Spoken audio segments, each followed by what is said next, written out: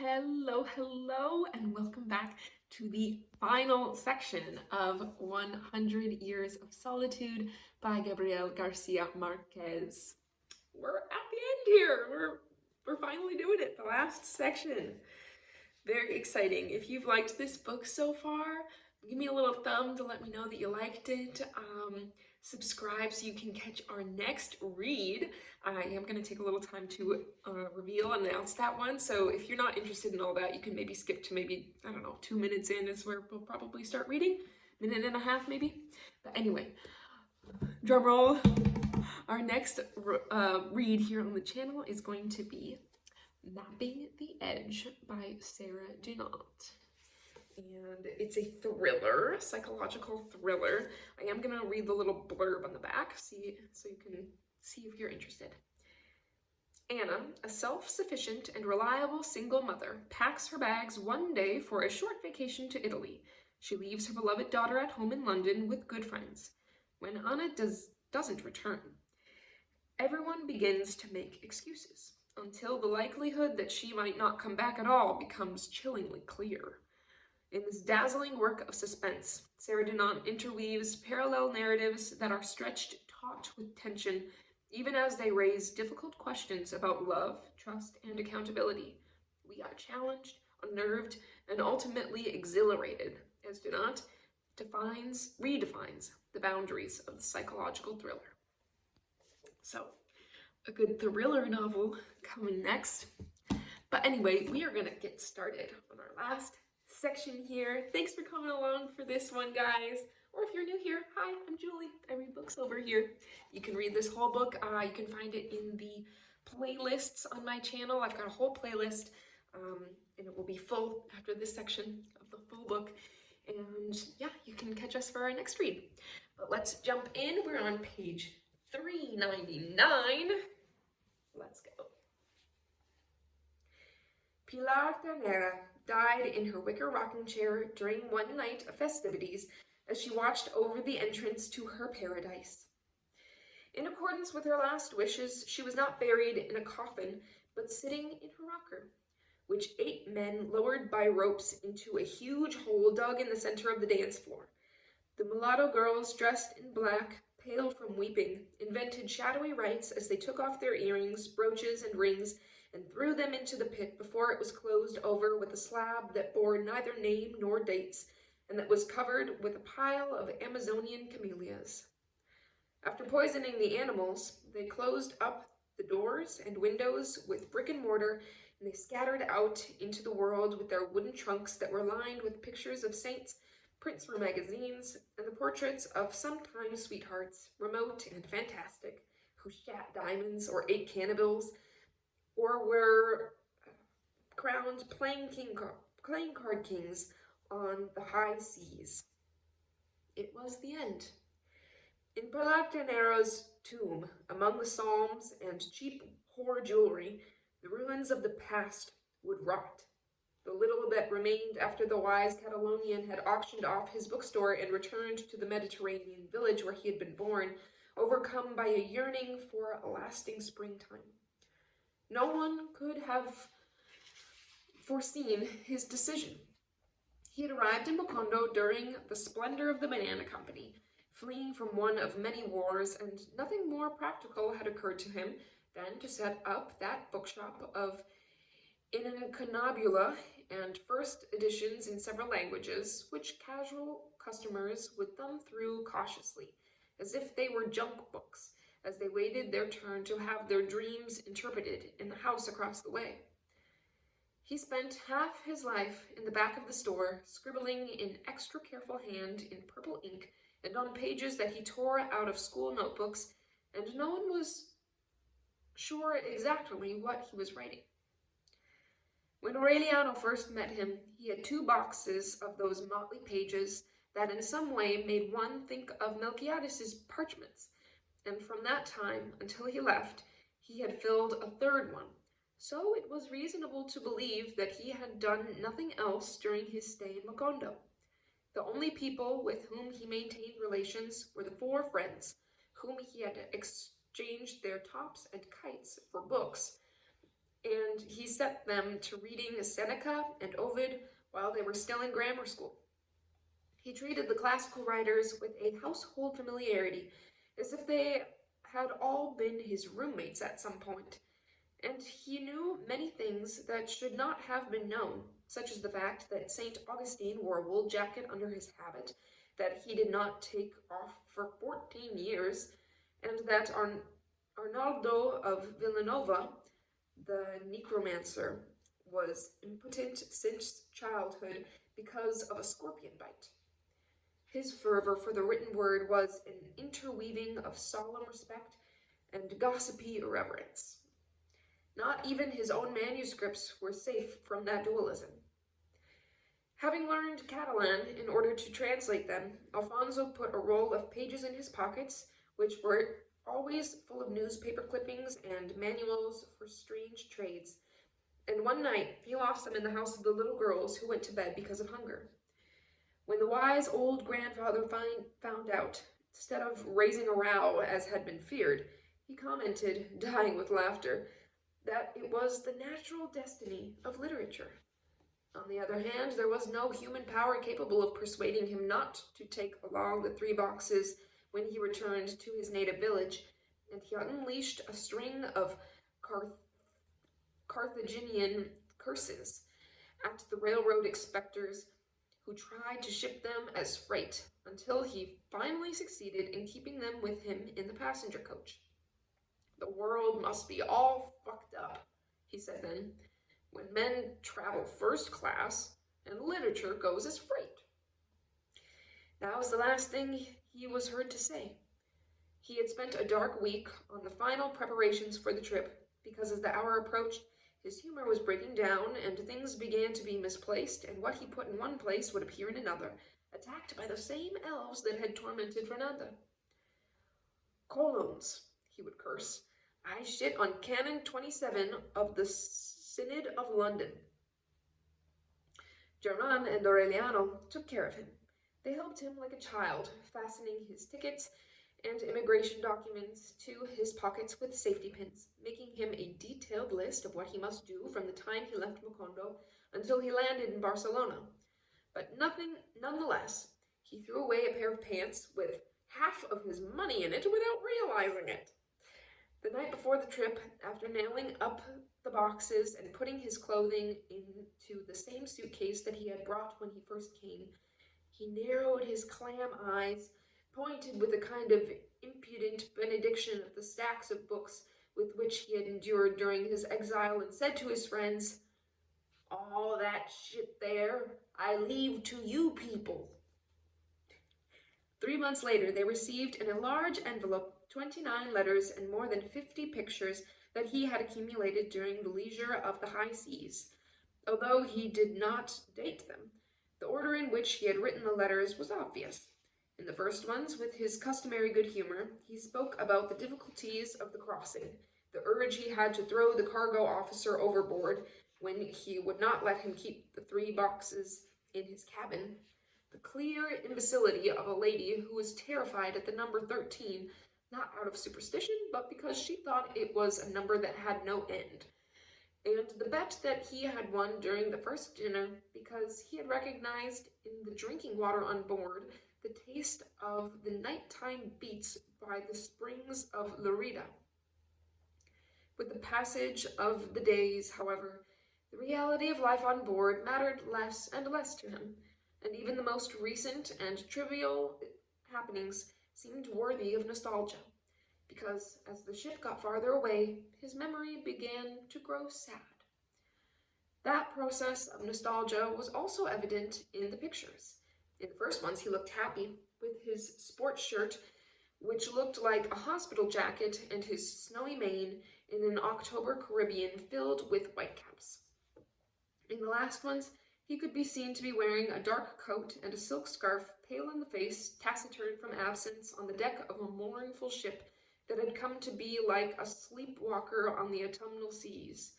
Germain and Aureliano answered his letters. He wrote so many during the first months that at that time they felt closer to him than when he had been in Macondo, and they were almost freed from the rancor that he had left behind. At first, he told them that everything was just the same, that the pink snails were still in the house where he had been born, that the dry herring still had the same taste on a piece of toast, that the waterfalls in the village still took on a perfumed smell at dusk. They were the notebook pages again, woven with the purple scribbling, in which he dedicated a special paragraph to each one. Nevertheless, and although he himself did not seem to notice it, those letters of recuperation and stimulation were slowly changing into pastoral letters of disenchantment.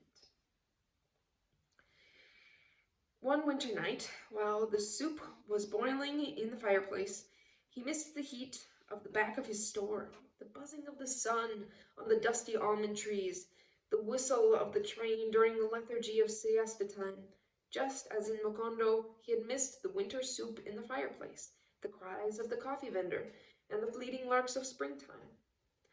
Upset by two nostalgias facing each other like two mirrors, he lost his marvelous sense of unreality, and he ended up recommending to all of them that they leave Macondo, that they forget everything he had taught them about the world and the human heart, that they shit on Horace, and that wherever they might be, they always remember what the past,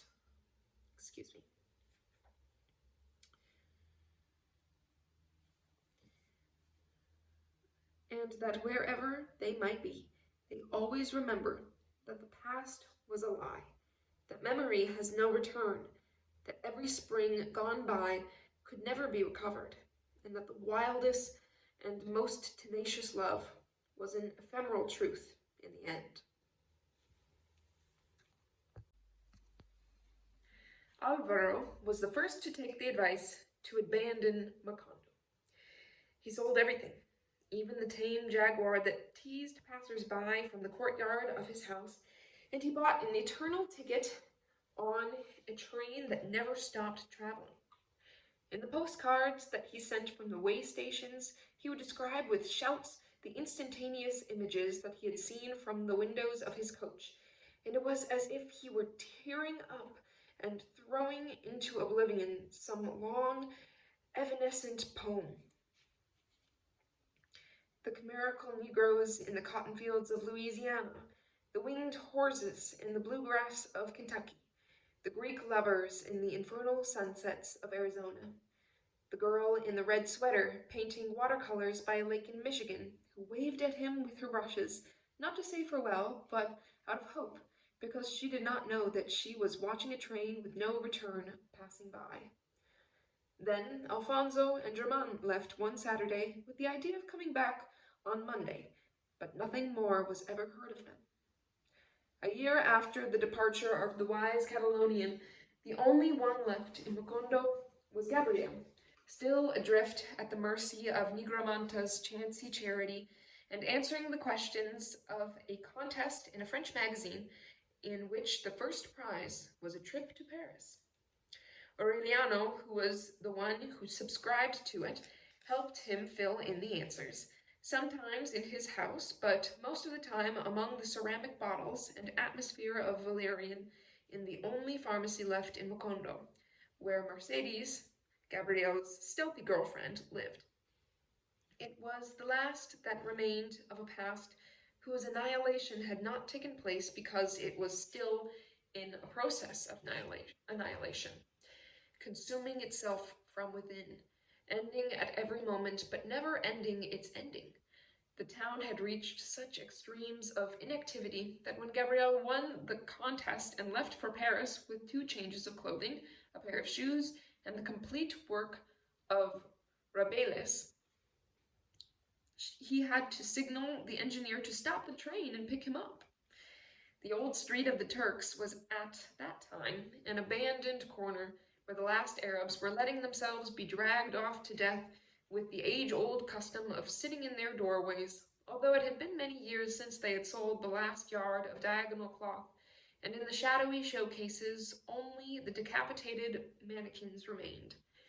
The Banana Company's city which Patricia Brown might have tried to evoke for her grandchildren during the nights of intolerance and dill pickles in Prattville, Alabama, was a plain of wild grass. The ancient priest who had taken Father Angel's place, and whose name no one had bothered to find out, awaited God's mercy stretched out casually in a hammock, tortured by arthritis and the insomnia of doubt, while the lizards and rats fought over the inheritance of the nearby church. In that Macondo, forgotten even by the birds, where the dust and the heat had become so strong that it was difficult to breathe, secluded by solitude and love, and by the solitude of love, in a house where it was almost impossible to sleep because of the noise of the red ants, Aureliano and Amaranta Ursula were the only happy beings, and the most happy on the face of the earth. Gaston had returned to Brussels.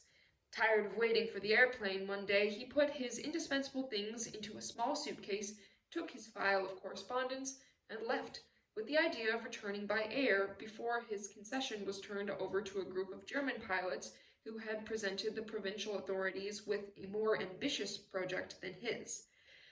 Since the afternoon of their first love, Aureliano and Amaranta Ursula had continued taking advantage of her husband's rare unguarded moments, making love with gagged ardor in chance meetings, and almost always interrupted by unexpected returns.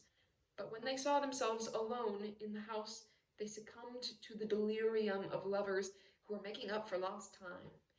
It was a mad passion, unhinging, which made Fernanda's bones tremble with horror in her grave, and which kept them in a state of perpetual excitement.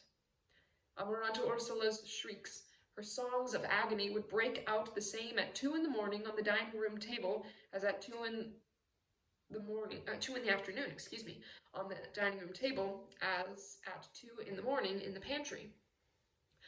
"What hurts me most," she would say, laughing, "is all the time that we wasted."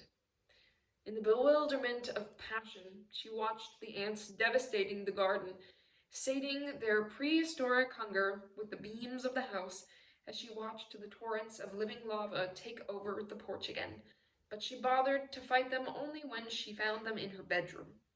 Aureliano abandoned the parchments, did not leave the house again, and carelessly answered the letters from the wise Catalonian. They lost their sense of reality, the notion of time, the rhythm of daily habits. They closed the doors and windows again so as not to waste time getting undressed, and they walked about the house as Remedios the Beauty had wanted to do, and they would roll around naked in the mud of the courtyard, and one afternoon they almost drowned as they made love in the cistern. In a short time, they did more damage than the red ants. They destroyed the furniture in the parlor. In their madness, they tore to shreds the hammock that had resisted the sad, buvoic loves of Colonel Aureliano Buendia, and they disemboweled the mattresses and emptied them on the floor as they suffocated in storms of cotton. Although Aureliano was just as ferocious a lover as his rival, it was Amaranta Ursula who ruled in that paradise of disaster with her mad genius and her lyrical veracity, as if she had concentrated in her love the unconquerable energy that her great-great-grandmother had given to the making of little candy animals. And yet, while she was singing with pleasure and dying with laughter over her own inventions, Aureliano was becoming more and more absorbed and silent, for his passion was self-centered and burning. Nevertheless, they both reached such extremes of virtuosity that when they became exhausted from excitement, they would take advantage of their fatigue. They would give themselves over to the worship of their bodies, discovering that the rest periods in love had unexplored possibilities, much richer than those of desire. While he would rub Amaranta Ursula's erect breasts with egg whites, or smooth her elastic thighs and peach-like stomach with cocoa butter, she would play with Aureliano's portentous creature as if it were a doll, and would paint clown eyes on it with her lipstick and give it a Turk's mustache with her eyebrow pencil, and would put on organza bow ties and little tinfoil hats. One night, they daubed themselves from head to toe with peach jam and licked each other like dogs and made mad love on the floor of the porch, and they were awakened by a torrent of carnivorous ants who were ready to eat them alive. During the pauses in their delirium, Amaranta Ursula would answer Gaston's letters. She felt him to be so far away and busy that his return seemed impossible to her.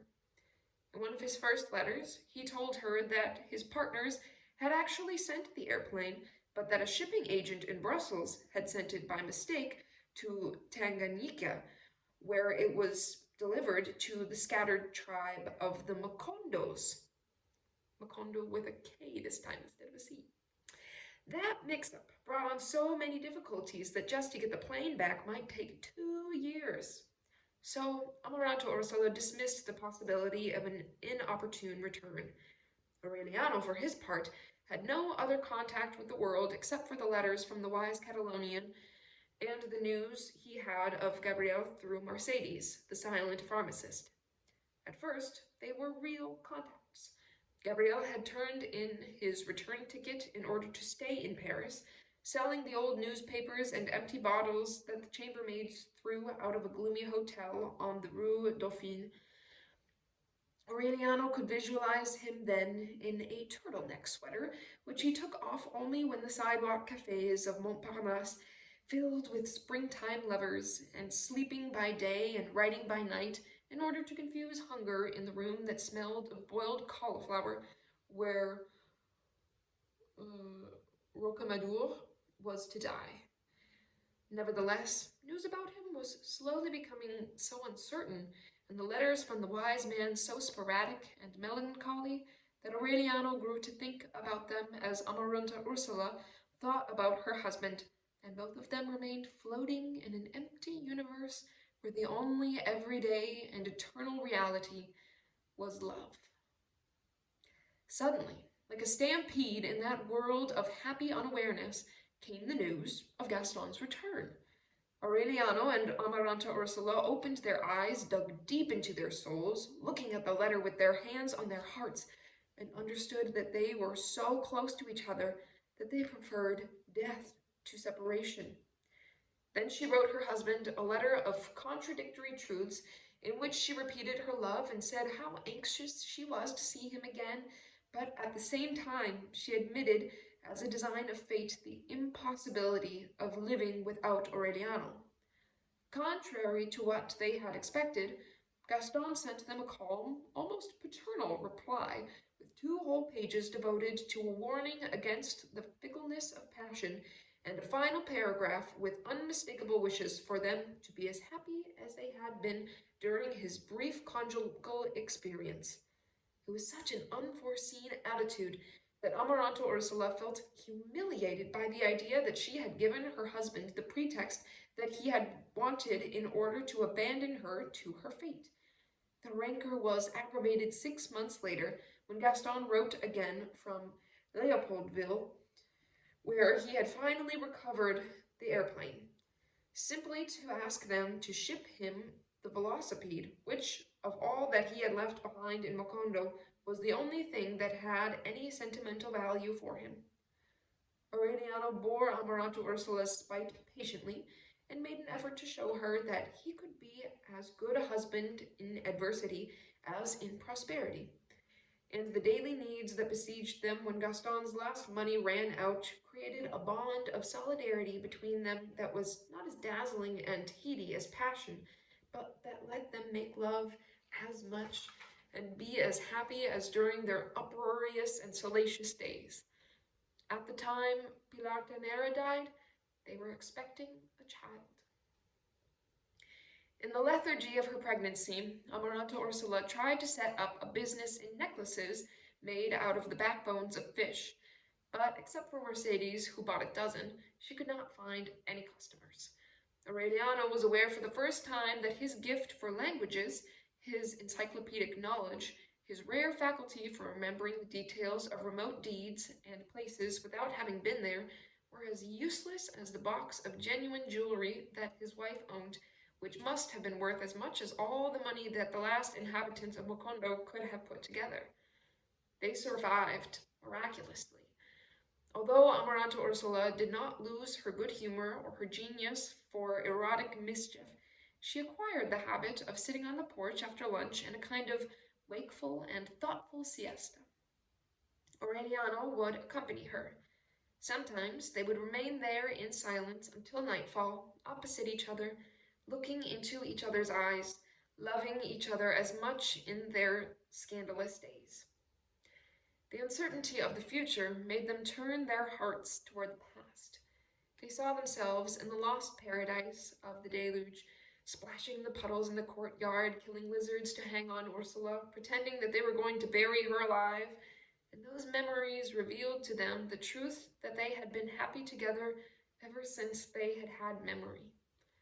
Going deeper into the past, Amaranta Ursula remembered the afternoon on which she had gone into the silver shop, and her mother told her that little Aureliano was nobody's child because he had been found floating in a basket. Although the version seemed unlikely to them, they did not have any information enabling them to replace it with the true one. All that they were sure of after examining all the possibilities was that Fernanda was not Aureliano's mother. Amaranta Ursula was inclined to believe that he was the son of Petrocotes, of whom she remembered only tales of infamy, and that supposition produced a twinge of horror in her heart. Tormented by the certainty that he was his wife's brother, Aureliano ran out to the parish house to search through the moldy and moth-eaten archives for some clue to his parentage. The oldest baptismal certificate that he found was that of Amaranta Buendia, baptized in adolescence by Father Nicanorena during the time when he was trying to prove the existence of God by means of tricks with chocolate. He began to have that feeling that he was one of the 17 Aurelianos, whose birth certificates he tracked down as he went through 4 volumes, but the baptism dates were too far back for his age. Seeing him lost in the labyrinths of kinship, trembling with uncertainty, the arthritic priest who was watching him from his hammock asked him compassionately what his name was. Aureliano Buendia, he said. Then don't wear yourself out searching, the priest exclaimed with final conviction. Many years ago there used to be a street here with that name, and in those days people had the custom of naming their children after streets. Aureliano trembled with rage. So, he said, you don't believe it either. Believe what? That Colonel Aureliano Buendia fought 32 civil wars and lost them all, Aureliano answered. That the army hemmed in and machine-gunned 3,000 workers, and that their bodies were carried off to be thrown into the sea on a train with 200 cars. The priest measured him with a pitying look. Oh, my son, he sighed. It's enough for me to be sure that you and I exist in this moment. So, Aureliano and Amaranta Ursula accepted the version of the basket, not because they believed it, but because it spared them their terror. As the pregnancy advanced, they were becoming a single being. They were becoming more and more integrated in the solitude of a house that needed only one last breath to be knocked down. They restricted themselves to an essential area from Fernanda's bedroom, where the charms of sedentary love were visible, to the beginning of the porch, where Amaranta Ursula would sit to sew booties and bonnets for the newborn baby, and Aureliano would answer the occasional letters from the wise Catalonian. The rest of the house was given over to the tenacious assault of destruction. The silver shop, Melquiades's room, the primitive and silent realm of Santa Sofia de la Piedad remained in the depths of a domestic jungle that no one would have had the courage to penetrate. Surrounded by the veracity of nature, Aureliano and Amaranta Ursula continued cultivating the oregano and the begonias and defended their world with demarcations of quicklime, building the last trenches in the age-old war between man and ant. Her long and neglected hair, the splotches that were beginning to appear on her face, The swelling of her legs, the deformation of her former love-making weasel's body, had changed Amaranta Ursula from the youthful creature she had been when she arrived at the house with the cage of luckless canaries and her captive husband, but it did not change the vivacity of her spirit. "Shit," she would say, laughing. "Who would have thought that we really would end up living like cannibals?" The last thread that joined them to the world was broken on the 6th month of pregnancy, when they received a letter that obviously was not from the wise Catalonian. It had been mailed in Barcelona, but the envelope was addressed in conventional blue ink by an official hand, and it had the innocent and impersonal look of hostile messages. Aureliano snatched it out of Amaranta Ursula's hands as she was about to open it. "Not this one," he told her. "I don't want to know what it says."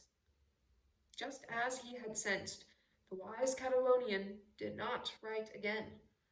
The stranger's letter, which no one read, was left to the mercy of the moths on the shelf where Fernanda had forgotten her wedding ring on occasion, and there it remained, consuming itself in the inner fire of its bad news, as the solitary lovers sailed against the tide of those days at the last stages, those impenitent and ill-fated times which were squandered on the useless effort of making them drift toward the desert of disenchantment and oblivion. Aware of that menace, Aureliano and Amaranta Ursula spent the last months holding hands, ending with the love of loyalty for the child who had his beginning in the madness of fornication. At night, holding each other in bed, they were not frightened by the sublunary explosions of the ants, or the noise of the moths, or the constant and clean whistle of the growth of the weeds in the neighboring rooms. Many times they were awakened by the traffic of the dead. They could hear Ursula fighting against the laws of creation to maintain the line, and José Arcadio Buendía searching for the mythical truth of the great inventions, and Fernanda praying, and Colonel Aureliano Buendía stupefying himself with the deception of war and the little goldfishes, and Aureliano Segundo dying of solitude in the turmoil of his debauches. And then they learned that dominant obsessions can prevail against death, and they were happy again, with the certainty that they would go on loving each other in their shape as apparitions long after other species of future animals would steal from the insects the paradise of misery that the insects were finally stealing from man. That was beautiful. One Sunday, at 6 in the afternoon, Amaranta Ursula felt the pangs of childbirth. The smiling mistress of the little girls who went to bed because of hunger had her get onto the dining room table, straddled her stomach, and mistreated her with wild gallops, until her cries were drowned out by the bellows of a formidable male child. Through her tears, Amaranta Ursula could see that he was one of those great Buendías, strong and willful, like the José Arcadios, with the open and clairvoyant eyes of the Aurelianos, and predisposed to begin the race again from the beginning and cleanse it of its pernicious vices and solitary calming, for he was the only one in a century who had been engendered with love. "He's a real cannibal," she said. "We'll name him Rodrigo." "No," her husband countered. "We'll name him Aureliano, and he'll win 32 wars. After cutting the umbilical cord, the midwife began to use a cloth to take off the blue grease that covered his body as Aureliano held up a lamp. Only then they turned him on his stomach. Did they see that he had something more than other men, and they leaned over to examine him. It was the tail of a pig. They were not alarmed. Aureliano and Amaranta Ursula were not aware of the family precedent, nor did they remember Ursula's frightening admonitions, and the midwife pacified them with the idea that the tail could be cut off when the child got his second teeth. Then he had no time to think about it again, because Amaranta Ursula was bleeding in an uncontainable torrent. They tried to help her with applications of spider webs and balls of ash, but it was like trying to hold back a spring with one's hands. During the first hours, she tried to maintain her good humor. She took the frightened Aureliano by the hand and begged him not to worry, because people like her were not made to die against their will, and she exploded with laughter at the ferocious remedies of the midwife. But as Aureliano's hope abandoned him, she was becoming less visible, as if the light on her were fading away, until she sank into drowsiness. At dawn on Monday, they brought a woman who recited cauterizing prayers that were infallible for man and beast beside her bed. But Amaranta Ursula's passionate blood was insensible to any artifice that did not come from love. In the afternoon, after 24 hours of desperation, they knew that she was dead because the flow had stopped without remedies, and her profile became sharp, and the blotches on her face evaporated in a halo of alabaster, and she smiled again. Aureliano did not understand until then how much he loved his friends, how much he missed them, and how much he would have given to be with them at that moment. He put the child in the basket that his mother had prepared for him, covered the face of the corpse with a blanket, and wandered aimlessly through the town, searching for an entrance that went back to the past. He knocked at the door of the pharmacy, where he had not visited lately, and he found a carpenter shop. The old woman who opened the door with a lamp in her hand took pity on his delirium, and insisted that no, there had never been a pharmacy there, nor had she ever known a woman with a thin neck and sleepy eyes named Mercedes. He wept, leaning his brow against the door of the wise Catalonian's former bookstore, conscious that he was paying with his tardy sobs for a death that he had refused to weep for on time so as not to break the spell of love. He smashed his fists against the cement wall of the Golden Child, calling for Pilar Tanera, indifferent to the luminous orange discs that were crossing the sky and that so many times on holiday nights he had contemplated with childish fascination from the courtyard of the Curlews. In the last open salon of the tumble-down red light district, an accordion group was playing the songs of Rafael Escalona, the bishop's nephew, heir to the secrets of Francisco the Man. The bartender, who had a withered and somewhat crumpled arm because he had raised it against his mother, invited Aureliano to have a bottle of cane liquor, and Aureliano then brought him one. The bartender spoke to him about the misfortune of his arm. Aureliano spoke to him about the misfortune of his heart, withered and somewhat crumpled for having been raised against his sister. They ended up weeping together, and Aureliano felt for a moment that the pain was over. But when he was alone again in the last dawn of Mocondo, he opened up his arms in the middle of the square, ready to wake up the whole world, and he shouted with all his might, "Friends are a bunch of bastards!" Nigromanta rescued him from a pool of vomit and tears.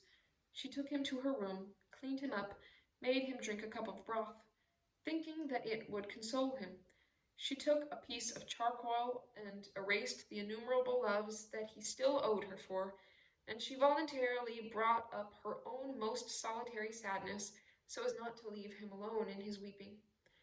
When he awoke, after a dull and brief sleep, Aureliano recovered the awareness of his headache. He opened his eyes and remembered the child. He could not find the basket. At first he felt an outburst of joy, thinking that Amaranta Ursula had awakened from death to take care of the child, but her corpse was a pile of stones under the blanket. Aware that when he arrived he had found the door to the bedroom open, Aureliano went across the porch, which was saturated with the morning sighs of oregano, and looked into the dining room where the remnants of the birth still lay, the large pot, the bloody sheets, the jars of ashes, and the twisted umbilical cord of the child on an opened diaper on the table next to the shears and the fishing line.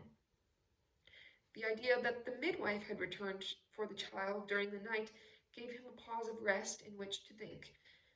He sank into the rocking chair, the same one in which Rebecca had sat during the early days of the house to give embroidery lessons, and in which Amaranta had played Chinese checkers with Colonel Gabriel Marquez, and in which Amaranta Ursula had sewn the tiny clothing for the child.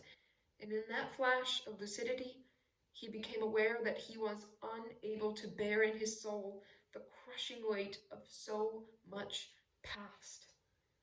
Wounded by the fatal lances of his own nostalgia and that of others, he admired the persistence of the spider webs on the dead rose bushes, the perseverance of the ryegrass, the patience of the air in the radiant February dawn. And then he saw the child. It was a dry and bloated bag of skin that all the ants in the world were dragging toward their holes along the stone path in the garden.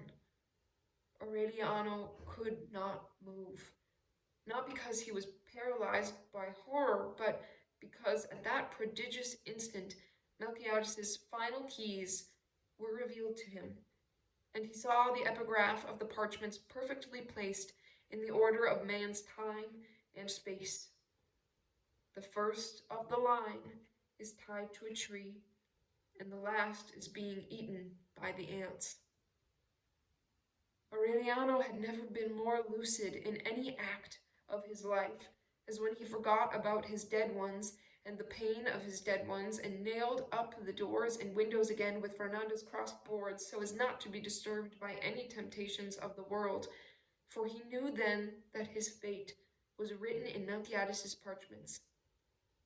He found them intact among the prehistoric plants and steaming puddles and luminous insects that had removed all trace of man's passage on earth from the room, and he did not have the calmness to bring them out into the light, but right there, standing without the slightest difficulty, as if they had been written in Spanish and were being read under the dazzling splendor of high noon, he began to decipher them aloud.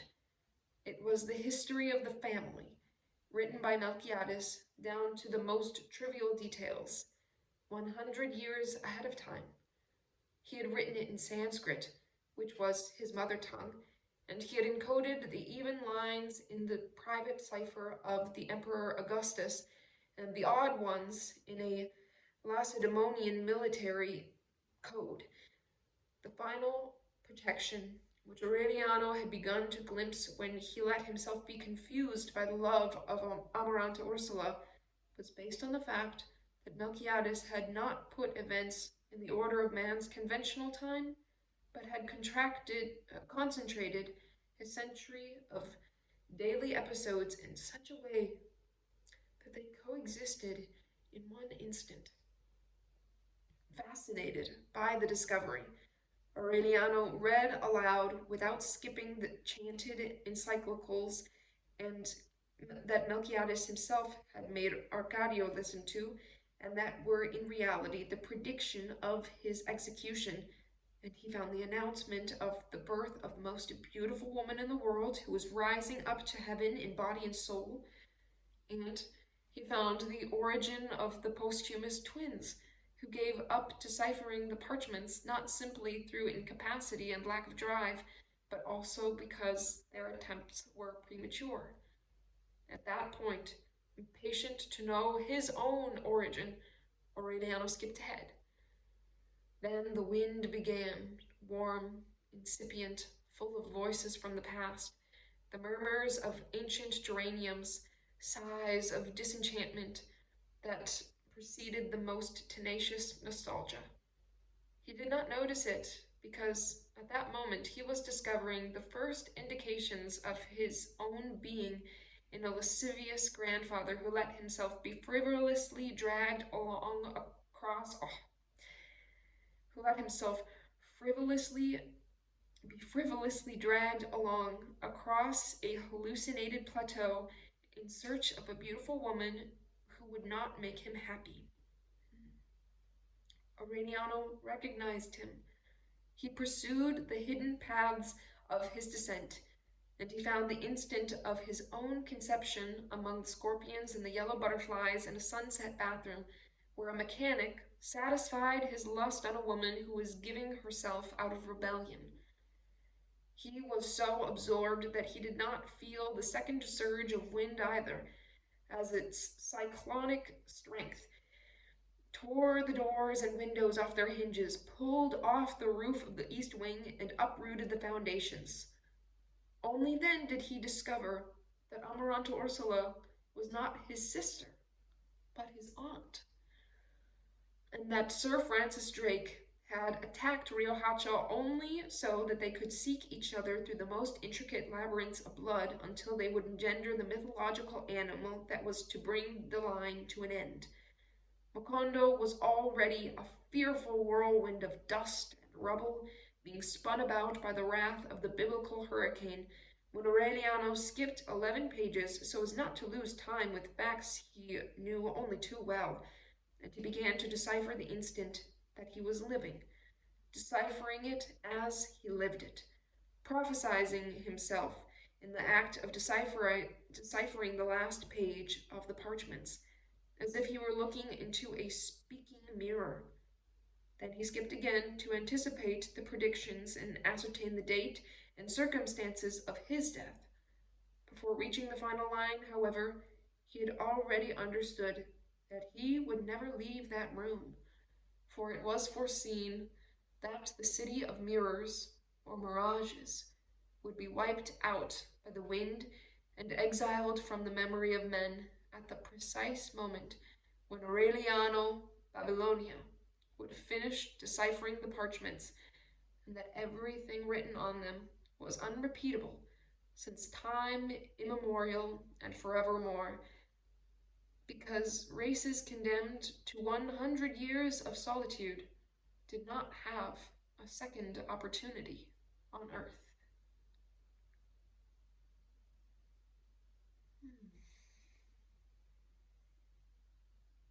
That's the end of the book. This is such a good one. I really hope you enjoyed it. You know, I said I was going to tell you who translated it, because that is a really important part of this book. It is originally written in Spanish. The translator is Gregory Rabassa. Bravo to Gregory. It was so good. Hope you enjoyed. And yeah, catch you next time with Mapping the Edge by Sarah Dunant. I will see you next time. Bye.